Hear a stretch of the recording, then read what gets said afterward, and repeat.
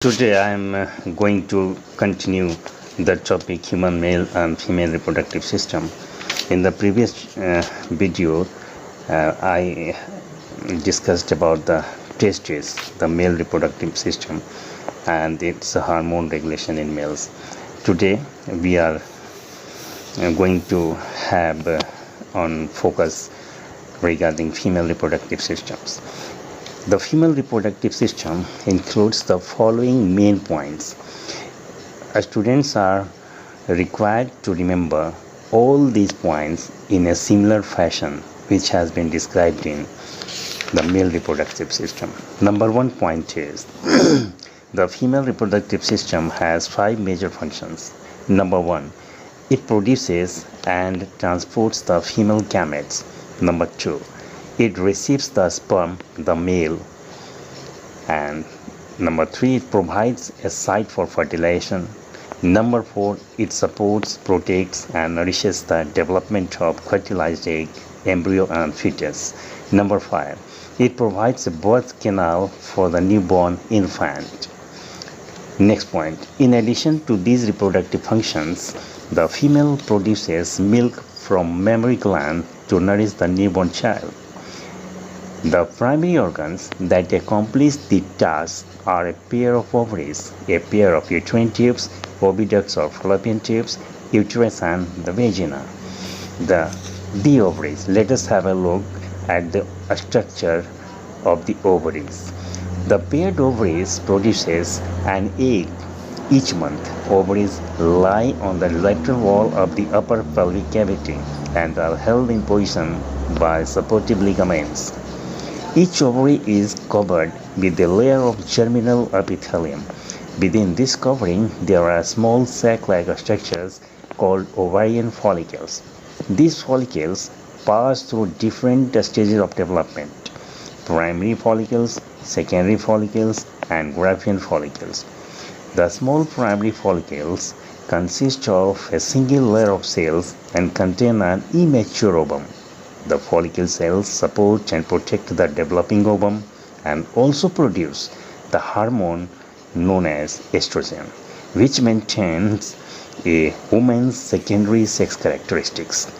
The larger secondary follicle develops from the primary follicle and supports the maturation of ovum.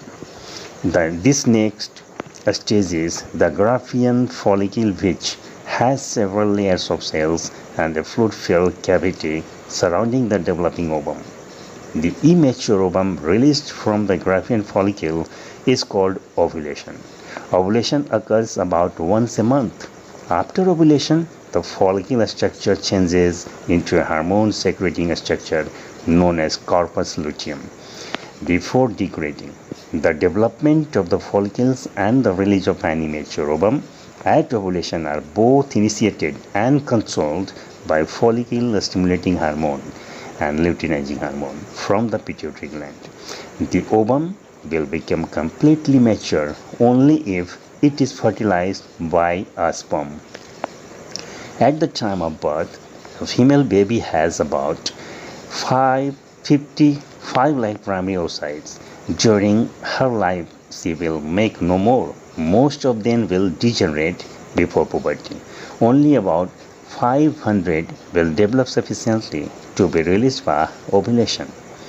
Next point is oviducts, that is fallopian tubes. The two oviducts convey the secondary oocyte to the uterus.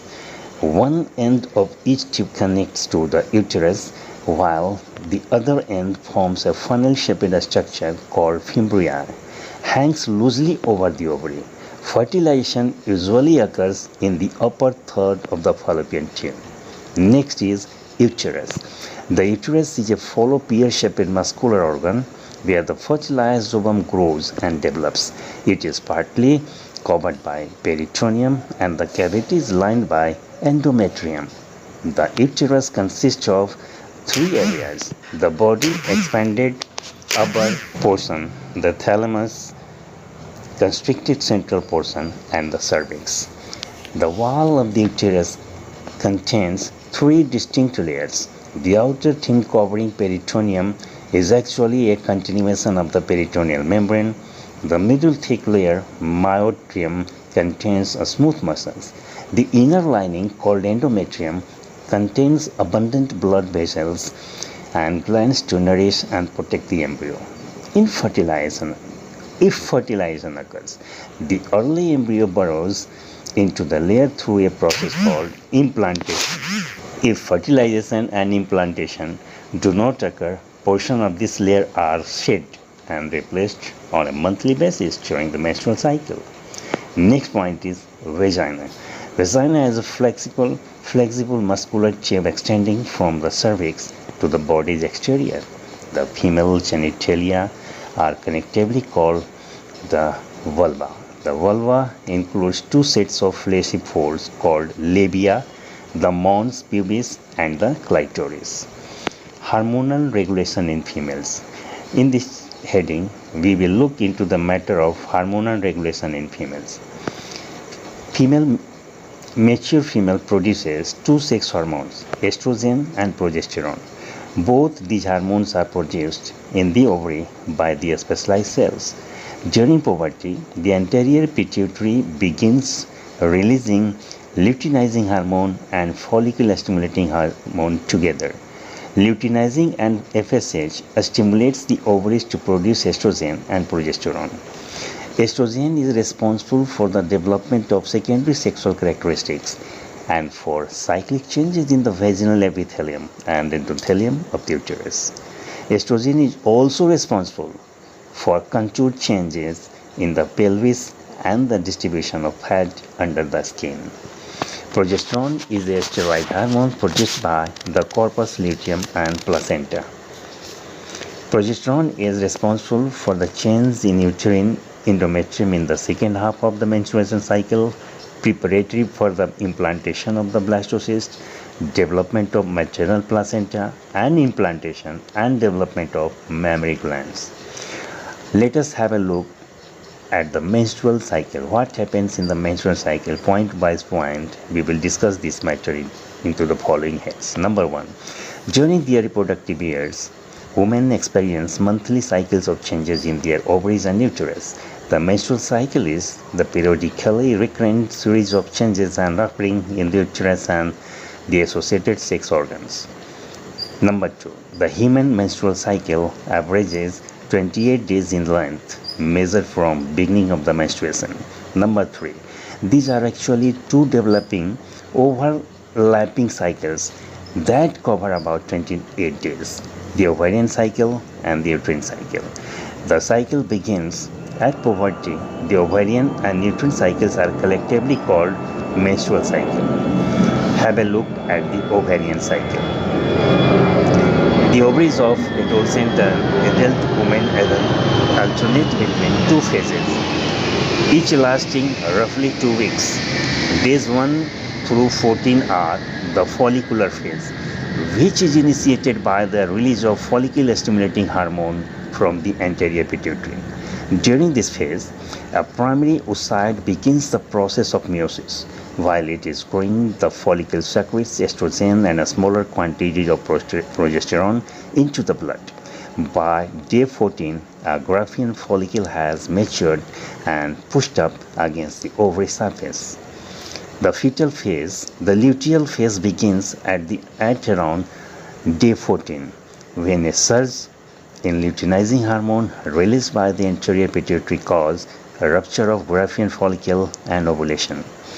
A home test kit known as Q-test is available to detect this stage in luteinizing hormone concentration and predicts ovulation. After the follicle ruptures, it collapses and is transformed into a corpus luteum. Corpus luteum slowly increases in size and its cells release a large quantity of progesterone and a smaller amounts of estrogen into the blood. The progesterone acts on the endometrium of the uterus, preparing it to release a fertilized ovum. The ovarian cycle is under the control of the gonadotropic hormone, follicle-stimulating hormone, and luteinizing hormone. The next topic, uterine, will be discussed in the another video. Till then, goodbye. अगर आपको video अच्छी लगी हो तो channel को subscribe कर लेना, साथ ही बेल आइकन पर प्रेस कर लेना, जिससे आने वाली वीडियो की नोटिफिकेशन आपको मिलती रहे। Thank you for watching this video.